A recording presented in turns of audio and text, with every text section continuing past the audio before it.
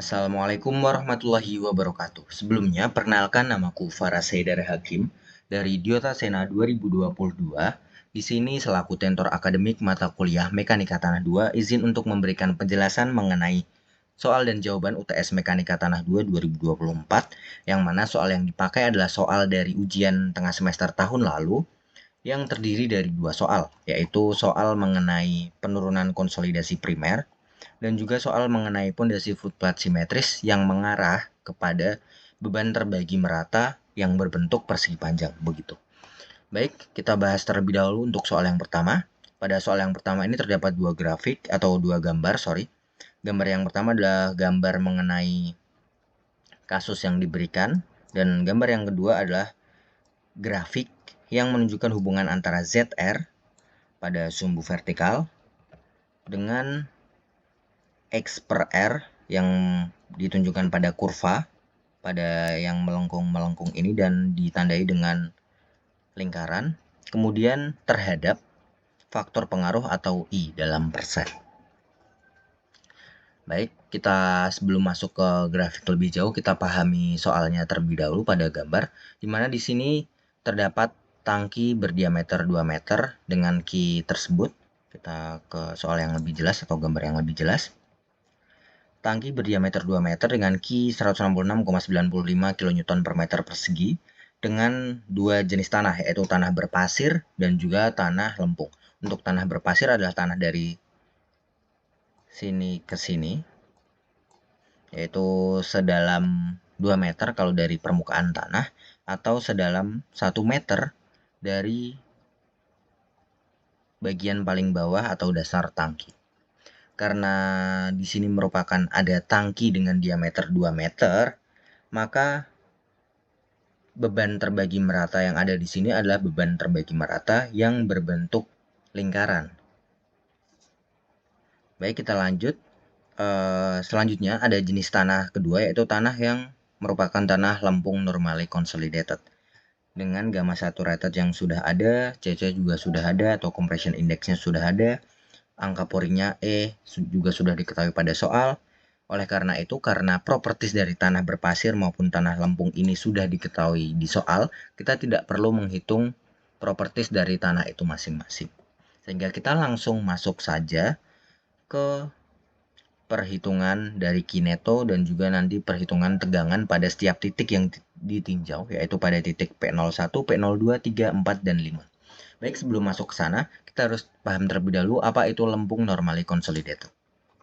Jadi, apabila ada sebuah tegangan yang efektif yang bekerja pada saat ini, dan itu juga merupakan tegangan maksimum yang pernah diterima oleh tanah tersebut, artinya tegangan yang bekerja saat ini adalah tegangan maksimum yang bekerja sebelumnya juga, maka endapan lempung ini disebut dengan kondisi normally consolidated atau terkonsolidasi normal. Sedangkan kebalikannya adalah over consolidated. Jadi, over consolidated adalah ketika tanah itu pernah dibebani beban yang sangat besar terlebih dahulu atau beban yang tekanan yang besar sebelumnya, dan beban itu lebih besar atau jauh lebih besar dari beban yang sedang bekerja saat ini. Maka tanah itu disebut dengan tanah yang terkonsolidasi berlebihan atau over consolidated. Nah, oke, kita lanjut ke perhitungan kineto. Kineto adalah ki pada tangki dikurangi dengan gamma dry pasir dikalikan dengan H atau kedalaman. Mengapa demikian? Karena tangki ini memang memiliki tegangan merata sebesar 196,95 kN per meter persegi. Namun, tangki yang berada di dalam tanah itu pasti akan terpengaruhi oleh tanah itu sendiri. Dan di sini kasusnya adalah tangki ini berada pada tanah berjenis pasir dengan gamma dry 16,95. Kenapa kita pakai gamma dry? Karena tangki ini masih berada di tanah berpasir yang di atas muka air tanah. Jadi kita pakai 16,95 dikalikan dengan kedalamannya. Kedalaman yang dimaksud adalah kedalaman dari permukaan tanah ke dasar tangki, yaitu kedalaman ini. kedalamannya ada di 100 cm atau 1 meter. Jadi kinetonya adalah 166,95 dikurangi 16,95 dikali 1 atau hasilnya 150 kN per meter persegi. Kemudian untuk menghitung tekanan atau tegangan pada tiap lapisan tanah atau pada titik tinjaunya P01, P02, P034, dan 5, kita menghitung dengan cara untuk P01 adalah gamma derai pasir dikalikan 1,5 atau kedalamannya ditambah gamma saturated pasir dikurangi gamma air dikalikan 0,5 ditambah gamma saturated lempung dikurangi gamma air dikali 0,5. Mengapa demikian? Karena kita meninjaunya adalah dari permukaan tanah dari sini ke titik tinjau P01 di situ. Nah, dari titik tinjau ini, dari permukaan tanah ke titik tinjau, itu tuh melewati banyak jenis tanah. Yaitu tanah yang pertama adalah dari sini ke sini, merupakan tanah pasir atau berpasir yang masih kering atau belum terpengaruhi oleh muka air tanah. Sedangkan dari sini ke bawah sini merupakan tanah berpasir namun yang sudah terpengaruhi oleh muka air tanah. Bisa dikatakan tanah berpasirnya adalah tanah berpasir yang sudah jenuh air. Kemudian dari sini ke bawah sampai ke titik tinjau itu dipengaruhi oleh tanah lempung yang normally consolidated. Jadi di sini ada 3 jenis lapisan. Ini lapisan yang pertama yaitu tanah pasir berpasir yang kering, tanah berpasir yang jenuh air, dan tanah lempung normally consolidated. Jadi untuk yang pertama gamma derai pasir dikalikan 1,5 adalah kedalamannya dari sini ke bawah sini 100 tambah 50 cm 1,5. Kemudian untuk yang jenuh air itu dari gamma saturated pasir dikurangi gamma air 9,81 dikalikan dengan 0,5 karena kedalamannya di situ adalah 0,5 dari sini ke sini. Kemudian dilanjutkan pada tanah lempungnya itu dari sini ke bawah sini atau setengah dari 100 cm yaitu 50 cm. Jadi kedalamannya di sini adalah 0,5 dikalikan dengan gamma saturated lempung diketahui 18,32 dikurangi gamma air pasti 9,81 sehingga ditemukan P01 atau tekanan pada titik tinjau P01 adalah 34,23 kN per meter persegi. Kemudian untuk P02 karena P02 adalah aku hapus dulu. P02 merupakan dari jarak permukaan tanah ke titik tinjau ini. Maka sebenarnya P02 adalah P01. Oke, ini P01 tadi yang udah kita tinjau sebelumnya ditambah dengan sisanya atau jarak dari P01 ke P02 yaitu di sini berarti. Nah, jadi kalian nggak perlu ngitung dari permukaan tanah, tapi kita tinggal ngitung dari P01 tinggal ditambah dari P01 ditambah dengan gamma karena di sini merupakan sudah merupakan tanah lempung normally consolidated. Jadi tinggal ditambahkan dengan gamma saturated lempung dikurangi dengan gamma air dikalikan dengan jaraknya atau kedalamannya yaitu 1 meter. Ini 50 cm tambah 50 cm 1 meter. Jadinya P02 adalah seperti yang ada di rumus ini. P01 ditambah gamma saturated lempung dikurangi gamma air dikalikan kedalamannya. Jadi 34,23 ditambah 18,32 dikurangi 9,81 kali 1 yaitu besarnya 42,74 kN per meter persegi. Untuk P03 sama halnya dengan P02 tadi, kita tinggal jumlahkan antara P02 dengan jarak sisanya dikalikan dengan gamma saturated lempung. Jaraknya 1 meter, masih sama. P04 dan P05 pun berlaku seperti demikian.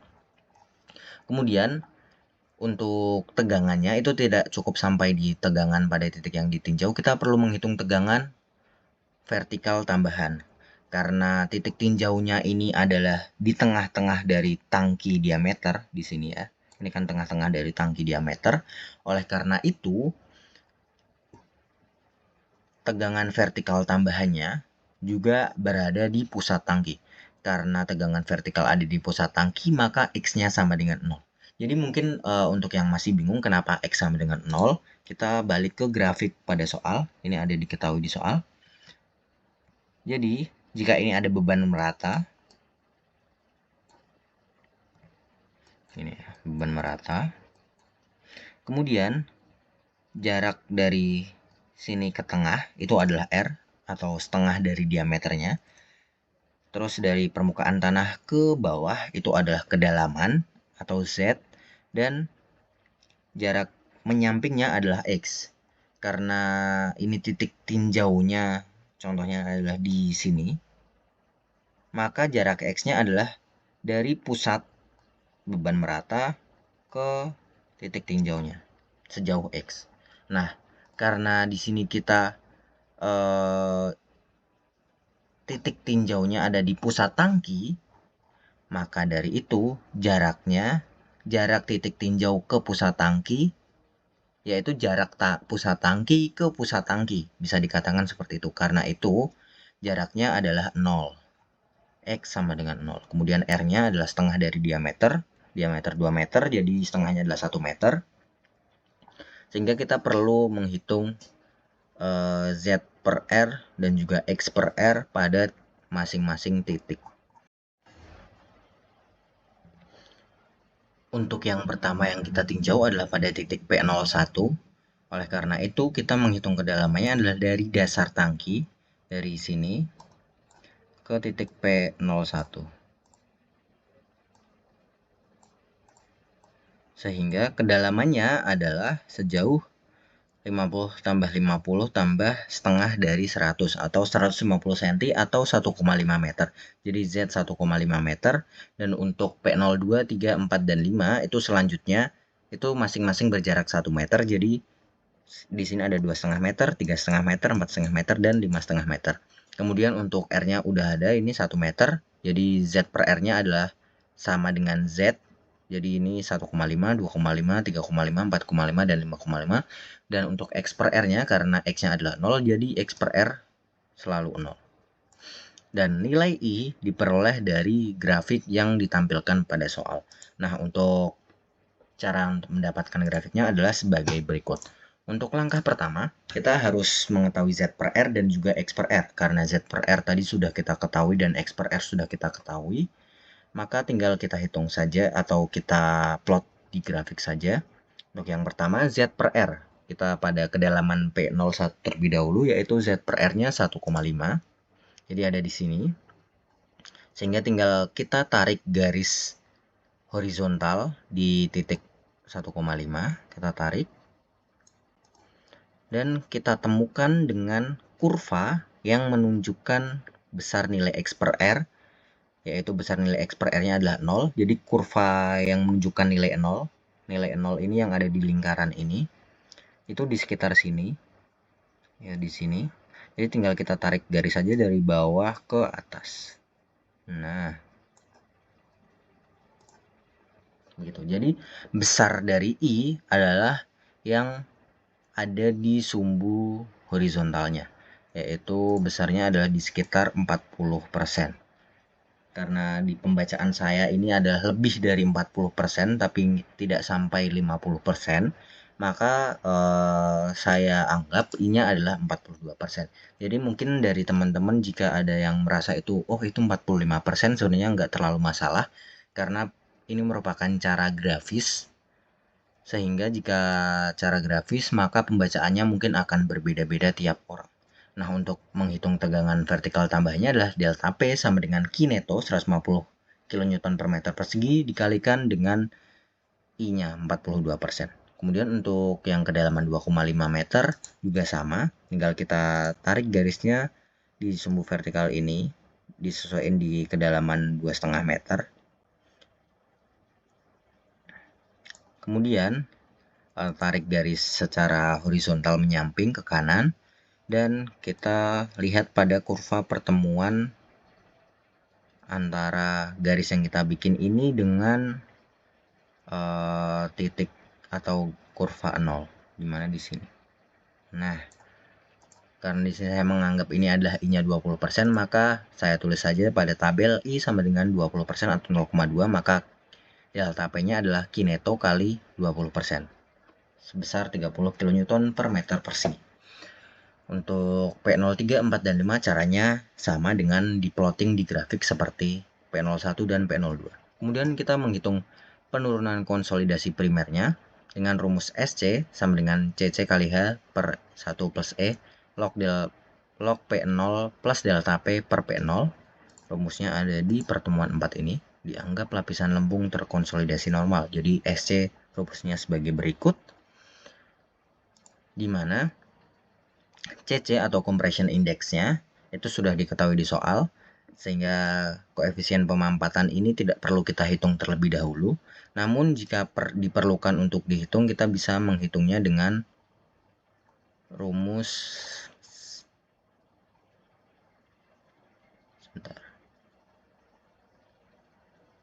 rumus ini CC. Kemudian angka pornya juga sudah ada, kita tidak perlu hitung, tinggal kita masukkan ke rumus SC ini saja. Untuk pada titik 1 atau P01, maka CC 0,159 kali H itu adalah kedalaman dari permukaan tanah, per 1 plus 0,851 log P0. P0 untuk di titik 1 adalah 34,23 ini, ditambah dengan delta P-nya ini, dibagi dengan P0. Hasilnya adalah 0,0973 meter atau 97,3 mm. Untuk SC2, 3, 4, dan 5 sama seperti itu. Kemudian untuk penurunan konsolidasi primer totalnya adalah dengan menjumlahkan SC pada titik tinjau 1 sampai titik tinjau 5. Jadi SC1 plus SC2, 3, 4, 5. Sehingga hasilnya adalah penurunan konsolidasi primer yang terjadi pada lapisan tanah tersebut adalah sebesar 275,6 mm. Baik, untuk soal yang kedua yaitu mengenai footpath simetris. Pondasi footpath simetris dengan ukuran B sama dengan 8 meter dan L sama dengan 11 meter dengan beban sebesar 130 kN per meter persegi. Hitung tambahan tegangan pada masing-masing titik pada kedalaman 3 dan 7 meter. Itu untuk soal yang pertama, dan soal yang kedua pada soal poin B-nya adalah dengan Q sama dengan 45 ton di titik 0. Hitung tambahan tegangan pada kedalaman 1,5 meter dan 5 meter pada titik A, B, C, D, F, G, H dari pusat titik 0. Jadi intinya di sini merupakan beban terbagi merata yang berbentuk persegi panjang. Nah, ini contoh soalnya mungkin mirip seperti yang ada di contoh soal 5 di pertemuan pertama PPT. Baik, kita lakukan saja perhitungannya. Dan oh iya, mohon maaf, di soal ini juga ditampilkan tabel untuk nilai I sigma dan juga tabel untuk faktor pengaruh Westergaard. Baik, untuk sigma Z ini B, L, Q, dan juga Z sudah diketahui di soal. Jadi di sini ada dua kedalaman. Untuk soal A yang kita tinjau adalah kedalaman 3 dan juga 7 meter.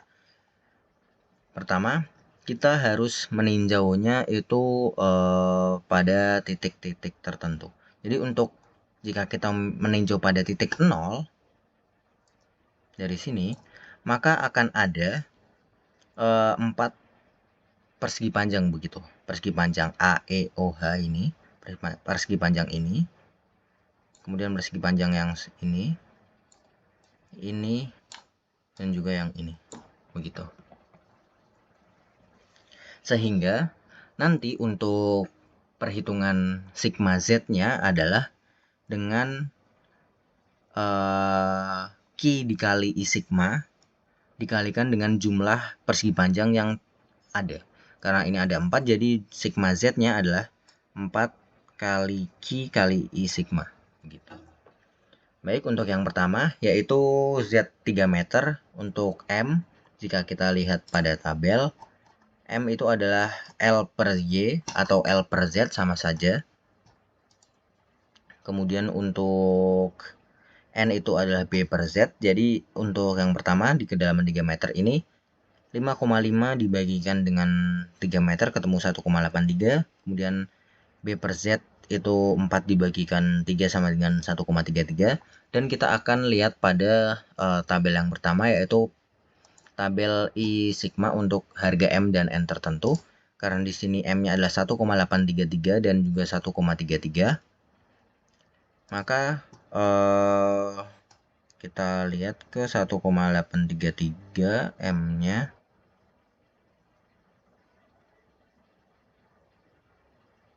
Nah, 1,8 dengan 1,3 ya. Jadi kita urutin saja. Nah, jadi besar nilai I sigma-nya adalah 0,215. Nih, I sigma pada tabel 0,215.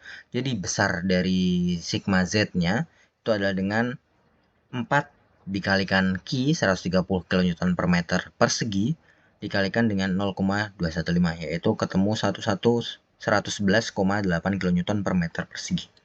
Nah, mungkin jika ada yang menanyakan, itu M-nya 1,833, sedangkan yang dipakai 1,8. Kemudian untuk N-nya 1,33, yang dipakai 1,3.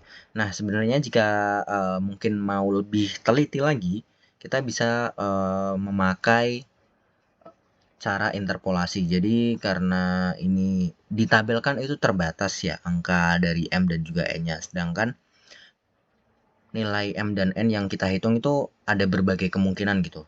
Nah, kalian bisa lakukan interpolasi aja. Misal ini 1,83, di sini 1,3. Kalian bisa interpolasi aja.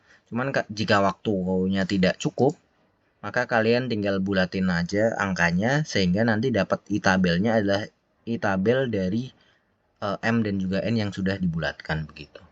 Karena mungkin bedanya nggak sejauh itu, jadi pada saat ujian melakukan interpolasi yang cukup banyak ya, karena ini kan ada banyak kedalaman dan itu pada berbagai titik, itu menurut aku agak susah.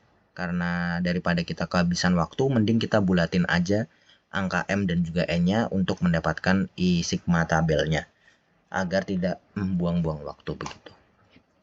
Kemudian untuk kedalaman 7 meter sama dengan tadi caranya. Untuk M-nya L per Z, N-nya B per Z, kemudian I tabel dimasukin pada tabel, dilihat hasilnya 0,125, hasilnya tinggal dikalikan dengan 4 kali Q dikali 0,125, ketemu 65 kN per meter persegi.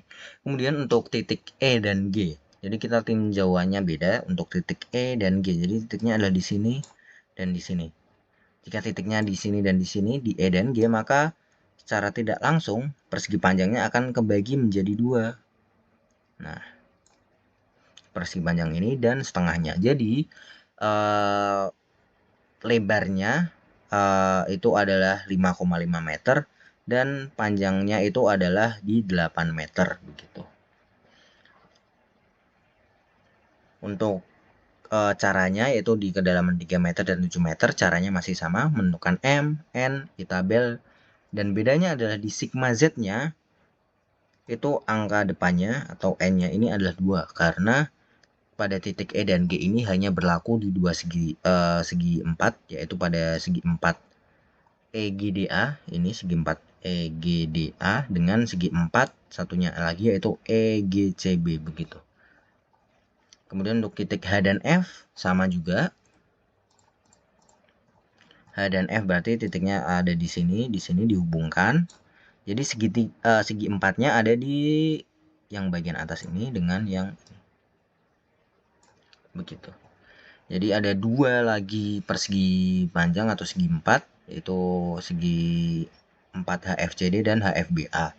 Dengan L-nya itu panjangnya ini adalah 5,5 kali 2, 11 dikalikan dengan lebarnya itu hanya setengah dari 8, yaitu 4 meter. Jadi L11 B4 kita ada Z yang diketahui di soal, ketemu M, ketemu N, bisa dicari I tabelnya, kemudian tinggal sigma Z-nya 2 kali Q kali I tabel. Kemudian untuk titik A, B, C, D. Titik A, B, C, D berarti dihubungannya adalah satu persegi panjang utuh ini. Jadi L-nya adalah 11 dan B-nya adalah 8. Kita hitung yang sama, M, N, dan I tabel. Ketemu delta Z-nya itu hanya sama dengan Q kali I sigma, sorry. Jadi tidak perlu ada angka di depan karena hanya meninjau untuk satu persegi panjang begitu. Nah, kemudian untuk soal yang B, yaitu diketahui Q-nya adalah 45 ton di titik 0, hitung tambahan tegangan pada kedalaman 1,5 meter dan 5 meter. Jadi kedalamannya berbeda. Kemudian untuk Q-nya ada di 45 ton. Jadi sigma Z-nya ini sebenarnya sama. Untuk titik-titik tinjauannya ada di titik 0 terlebih dahulu, titik E dan G, kemudian titik H dan F,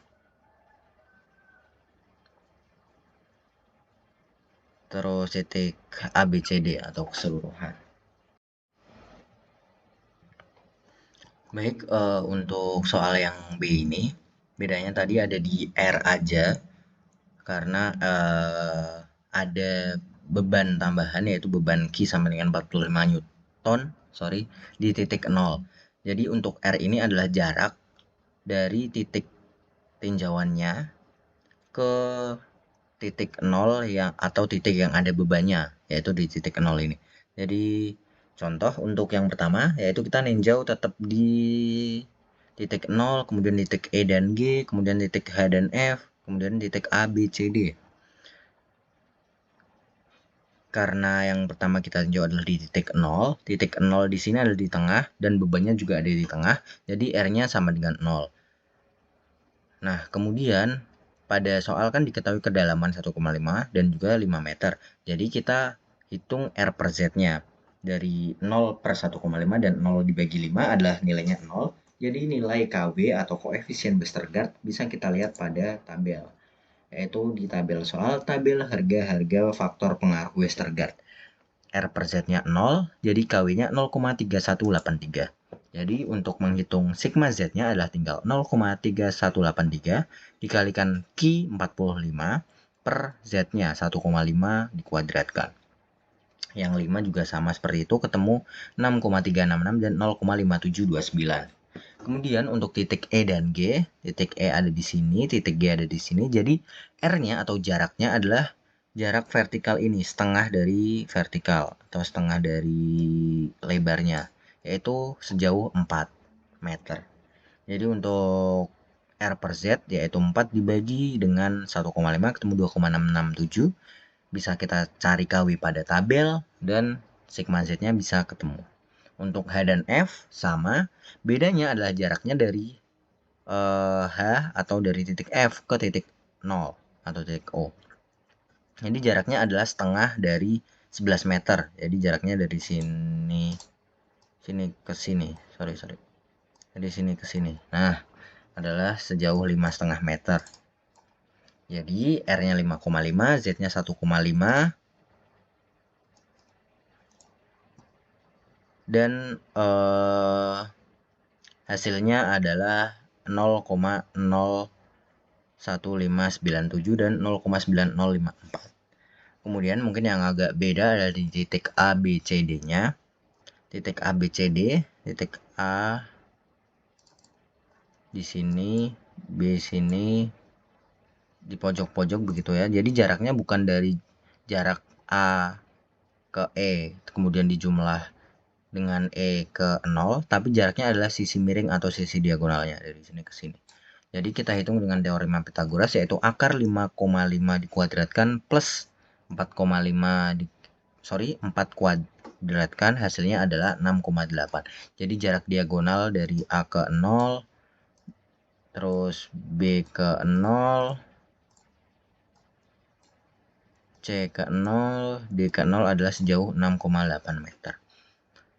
tinggal dibagi dengan kedalamannya 6,8 dibagi 1,5, 4,533, karena ini jaraknya adalah R per Z-nya sangat besar, dan apabila kita coba interpolasi pun hasilnya adalah negatif, maka koefisien Westergaard-nya adalah 0. Kemudian 6,8 dibagi 5, 1,36, KW-nya bisa kita interpolasi atau kita hitung dari tabel, itu ketemu 0,0312, maka sigma Z-nya adalah 0,05616. Mungkin untuk pembahasan soal nomor 1 dan 2 cukup sekian. Mohon maaf apabila banyak salah-salah kata dan mungkin ada penjelasan yang masih kurang bisa dipahami. Itu langsung saja bisa ditanyakan ke aku, Faras, di nomor 082138044255. Mungkin cukup sekian dari aku. Terima kasih atas perhatiannya. Semoga lancar UTS-nya. Tolong dipelajari materi-materi lainnya, karena ujian mekanika tanah itu nggak mungkin sama soalnya dari tahun sebelumnya, jadi mungkin bisa dipelajari lebih lanjut. Mungkin cukup sekian. Terima kasih. Wassalamualaikum warahmatullahi wabarakatuh.